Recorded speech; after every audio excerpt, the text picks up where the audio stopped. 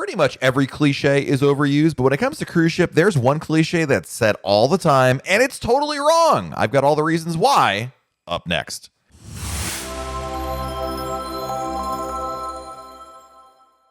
Hey everyone, it's Matt from RoyalCaribbeanBlog.com.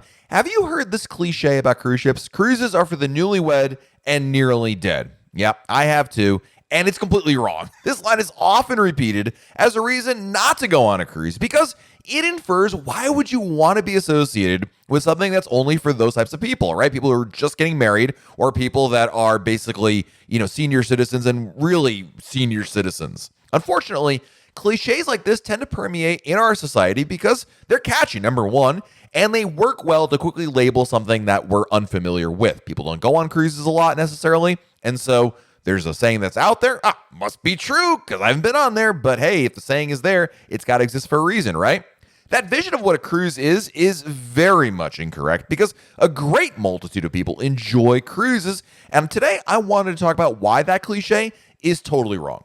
If you've asked someone who's gone on a Royal Caribbean cruise what sort of people are on board, they would tell you there's families, there's seniors, there's college kids, baby boomers, and a lot more. The saying that cruises are filled with retirees and young couples just simply isn't true. According to the Cruise Line International Association, CLIA, in the Global Passenger Report, the average age of a cruise passenger was 46.7 years old in 2019. That average does not mean cruises are just filled with people in their 40s, obviously. There's a wide range of ages skewed by children, and senior citizens means you get a good mix of ages on board. During the peak summer season, Royal Caribbean can have as many as 1,000 kids on board a given sailing. In addition, Royal Caribbean designs its cruise ships to have a wide appeal so that it does not skew heavily in one direction. Each new cruise ship that we've seen has more space dedicated to children's programming with expansive adventure ocean programs that feature supervised child care. Then you've got mini golf, water slides, rock climbing walls, bumper cars, and plenty more to attract, just about anybody. Cruise ships have nightclubs, Broadway shows, and comedians. That ensures, by the way, there'll be great evening entertainment for all ages. So this idea of, will I be bored on a cruise ship? No. Maybe the prospect of going on a cruise ship with retirees does not bother you as much as the fear you might not have enough to do and feel trapped and bored. I've heard that one as well. It's not a cliche, but just a common concern. And the answer is that's likely not to happen at all. Cruises are way more than sitting around all day in a lounge chair in between trips to the buffet. At the heart of a cruise vacation is the opportunity to visit some amazing places around the world. Don't forget that your ship will stop at different ports of call where you can get off the ship and explore. That could be a beach day, visiting a cultural site, going shopping, or taking a scenic tour. But there's lots of places to go visit, and that's really the magic of a cruise ship. You go to sleep and you wake up in a different place.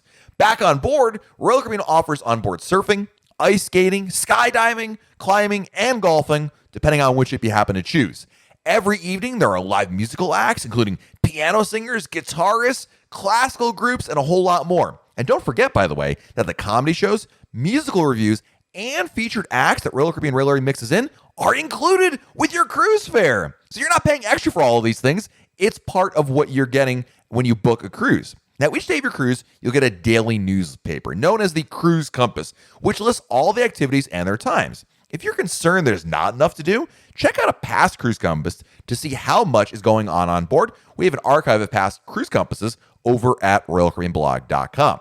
Besides the people who think they might be bored, there's another subset of people who think that cruises are just too structured. They just imagine getting on board and being told where to go and when, and this time for this and that time for that. And someone who's never been on a cruise may think that experience is more like a military operation with designated times and rules that everybody must follow. Cruises have changed from the old days of sailing, and that's where that notion comes from. While there are still set dining times and show times and even dress codes on certain nights, all of those are optional, and Royal Caribbean provides a great deal of alternative options to consider. Every Royal Caribbean ship has a variety of dining choices that are in addition to the main dining room. The dress codes you hear about apply to the main dining room primarily, and if you want to sit in your bathing suit and grab food at the Windjammer Buffet before heading out with your friends, you can also do that.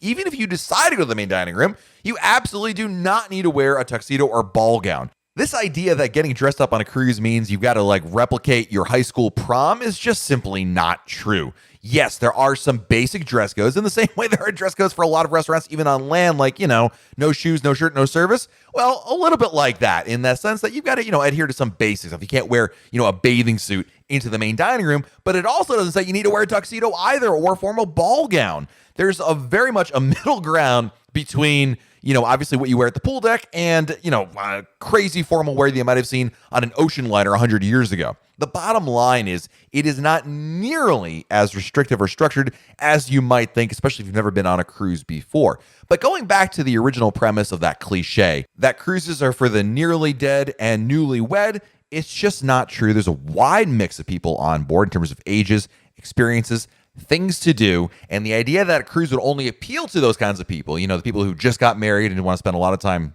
together, or senior citizens who are enjoying staring at the ocean and reading a book. While you certainly can do those things, there's way more to do on a cruise ship these days than just that. So if you've heard that cliche and you thought to yourself, there's probably some truth to that, you'd be totally wrong. Cruises are way more fun and a great way to experience them. I'd love to hear in the comments what other often repeated but totally inaccurate things people say about cruises, and maybe also some of the rationale for why those are wrong as well. Let me know if maybe you even fell prey to one of those. Hey, we've all made those kind of mistakes, but we all know better now. Let me know in the comments below. While you're down there, make sure you like this video, subscribe to our channel, and turn on your notification so that way YouTube lets you know when we have a brand new video to share. This has been Matt from RoyalCaribbeanBlog.com, and we'll talk again real soon.